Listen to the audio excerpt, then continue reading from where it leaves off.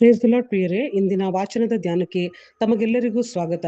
ಪ್ರಿಯರೇ, ಈ ಒಂದು ಸಮಯದಲ್ಲಿ ಅನೇಕರ ಪ್ರಶ್ನೆಗಳು, ಅನೇಕರ ಆಲೋಚನೆಗಳು, ಅನೇಕರ ಒಂದು ಕೊರಗು ಏನಂದ್ರೆ, ನಾವು ಪ್ರತಿದಿನ ದೇವಾಲಯಕ್ಕೆ ಹೋಗ್ತೇವೆ, ಬಲಿಪೂಜೆಗಳಲ್ಲಿ ಭಾಗವಹಿಸ್ತೇವೆ, ಪ್ರಾರ್ಥನೆಗಳನ್ನ ಮಾಡ್ತೇವೆ, ಕುಟುಂಬ ಪ್ರಾರ್ಥನೆಯನ್ನ ಮಾಡ್ತೇವೆ, ಧಾರ್ಮಿಕ ವಿಧಿ ನಿಯಮಗಳನ್ನ ಚಾಚು ತಪ್ಪದೆ ಮಾಡ್ತೇವೆ, ಸಂಸ್ಕಾರಗಳನ್ನ ನಾವು ಪಡೆದಿದ್ದೇವೆ.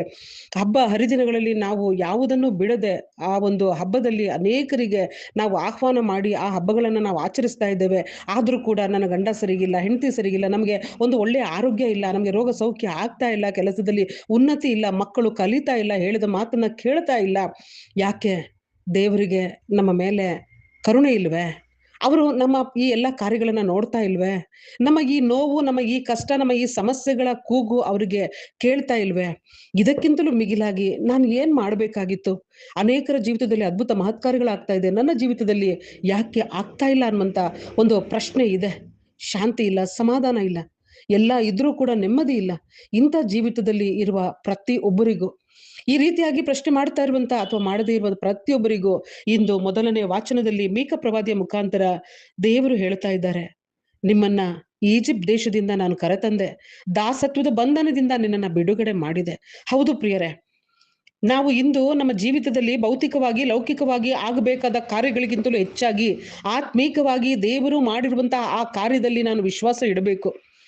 ಸೈತಾನನ ಒಂದು ಹಂಗಿನಲ್ಲಿ, ಸೈತಾನನ ಒಂದು ಬಂಧನದಲ್ಲಿ, ಪಾಪದ ದಾಸತ್ವದಲ್ಲಿ ಇದ್ದಂತ ನನ್ನನ್ನ ಬಿಡಿಸಲು ಪರಿಶುದ್ಧರಾದ ಯೇಸು ಕ್ರಿಸ್ತರು ಅವರ ಪರಿಶುದ್ಧ ರಕ್ತಧಾರೆಯನ್ನ ಸುರಿಸಿ ನಮಗೆ ಪಾಪ ಕ್ಷಮೆಯನ್ನ ಕೊಟ್ಟು ವಿಮೋಚನೆಯನ್ನ ನೀಡಿದ್ದಾರೆ. ಅವರ ಪುನರುತ್ಥಾನದ ಮುಖಾಂತರ ನಮ್ಮನ್ನ ನೀತೀಕರಿಸಿದ್ದಾರೆ. ಪ್ರಿಯರೇ, ಈ ಒಂದು ಸತ್ಯದ ಅರಿವಿಗೆ ನಾವು ಬರುವಾಗ ದೇವರು ನಮ್ಮ ಜೀವಿತದಲ್ಲಿ ಮಾಡಿದ ಕಾರ್ಯ ನಮಗೆ ಅರ್ಥ ಆಗುತ್ತೆ. ಆ ಒಂದು ಆತ್ಮೀಕವಾಗಿ ಆದ ಆ ಒಂದು ಮಹತ್ ಕಾರ್ಯಗಳನ್ನ ನಾವು ನೆನಪಿಗೆ ತಕೊಳ್ಳದೆ ಭೌತಿಕವಾಗಿ ನಾವು ನಮಗೆ ಬೇಕಾದುದನ್ನ ನಾವು ಕೇಳುತ್ತಾ ಹೋದ್ರೆ, ನಮ್ಗೆ ಬೇಕಾದದ್ದನ್ನೆಲ್ಲವನ್ನು ದೇವರು ನಮ್ಗೆ ದಯಪಾಲಿಸಿದ್ರೆ, ದೇವರು ಯಾಕೆ? ನಾನೇ ದೇವರಾದೆ. ಅದಕ್ಕೆ ಇವತ್ತು ಹೇಳ್ತಾ ಇದ್ದಾರೆ, ನೀನು ಇನ್ ಏನ್ ಕೊರತೆ ಅಂತ ಹೇಳ್ತಾ ಇದೆಯಲ್ಲ, ನೀನ್ ನನ್ಗೆ ಏನ್ ಮಾಡ್ಬೇಕು ಅನ್ನೋದು ನಾನು ಹೇಳ್ತೇನೆ. ನೀನ್ ಮಾಡುವಂತ ಕಾಣಿಕೆಗಳು, ಈ ಒಂದು ಸತ್ಕಾರ್ಯಗಳು ನನಗೆ ಬೇಡ. ಇದೆಲ್ಲ ತರಗೆಲೆಗಳ ಹಾಗೆ ಕೊಳಕು.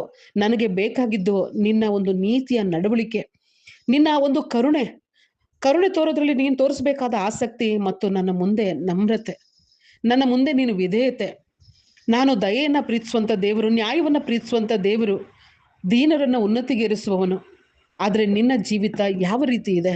ಇಂದು ಧಾರ್ಮಿಕ ಆಚರಣೆಗಳಿಗಿಂತ ದೇವರು ನನ್ನ ಅಂತರಂಗದ ಗುಣ, ನನ್ನ ಒಳ್ಳೆ ನಡವಳಿಕೆಯನ್ನ ನೋಡ್ತಾ ಇದ್ದಾರೆ ಪ್ರಿಯರೇ.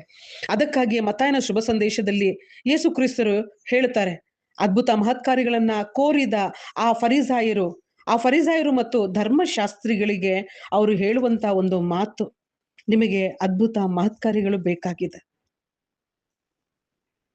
ಆ ಒಂದು ಗುರುತು ನೀವು ಕೇಳ್ತಾ ಇದ್ದೀರಾ, ನೀವು ಪವಾಡಗಳನ್ನ ಕೇಳ್ತಾ ಇದ್ದೀರಾ, ಸೂಚಕ ಕಾರ್ಯಗಳನ್ನ ಕೇಳ್ತಾ ಇದ್ದೀರಾ. ಹೇಗೆ ಯೋನ 3 ದಿನ ಹಗಲು ರಾತ್ರಿ ಮೀನಿನ ಉದರದಲ್ಲಿದ್ದ, ಅದೇ ರೀತಿ ನಾನು ಇದ್ದೆ, ನೆನಪಿಲ್ವೇ? ನಿಮಗೆ ಗೊತ್ತಿಲ್ವೇ? ನಿಮಗೆ ಅದರ ಅರಿವು ಇಲ್ಲವೇ? ಪ್ರಿಯರೇ, ಈ ಅರಿವೇ ನನಗೆ ನಿತ್ಯ ಜೀವವನ್ನ ಕೊಡೋದು. ಪ್ರಿಯರೇ, ಏಕೈಕ ನಿಜ ದೇವರನ್ನ ಅವರು ಕಳಿಸಿಕೊಟ್ಟ ಯೇಸು ಕ್ರಿಸ್ತರನ್ನ ಅರ್ಥಕೊಳ್ಳೋದೇ ನಿತ್ಯ ಜೀವ. ಪ್ರಭು ಯೇಸು ಕ್ರಿಸ್ತರು ನನಗಾಗಿ ಭೂಗರ್ಭದಲ್ಲಿ 3 ದಿನ ಇದ್ದು ಸಾವನ್ನ ಜಯಿಸಿ ಮರಣವನ್ನ ಜಯಿಸಿ ಪುನರುತ್ಥಾನವನ್ನ ಹೊಂದಿದ್ದಾರೆ. ಪ್ರಿಯರೇ, ಈ ಪುನರುತ್ಥಾನದ ಮುಖಾಂತರ ನನಗೆ ಹೊಸ ಜನ್ಮ ಮತ್ತು ಜೀವಂತವಾದ ಒಂದು ನಿರೀಕ್ಷೆಯನ್ನ ಕೊಟ್ಟಿದ್ದಾರೆ. ಸ್ವರ್ಗ ಸಾಮ್ರಾಜ್ಯದ ನಿತ್ಯ ಜೀವದ ನಿರೀಕ್ಷೆ.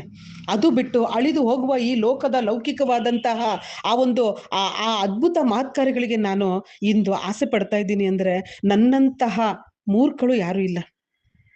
ಇಲ್ಲಿ ಯೇಸು ಕ್ರಿಸ್ತರು ಅವ್ರಿಗೆ ಹೇಳ್ತಾರೆ, ನೀವು ಒಂದು ಈ ಲೋಕದ ಈ ಒಂದು ಆ ಮಹತ್ಕಾರ್ಯಗಳನ್ನ ಅಥವಾ ಈ ಸೂಚಕ ಕಾರ್ಯಗಳನ್ನ ಕೇಳುವಂಥದ್ದು ಯಾರು ಅಂದ್ರೆ, ಕೆಟ್ಟ ಮತ್ತು ದೈವ ಭ್ರಷ್ಟ ಪೀಳಿಗೆ.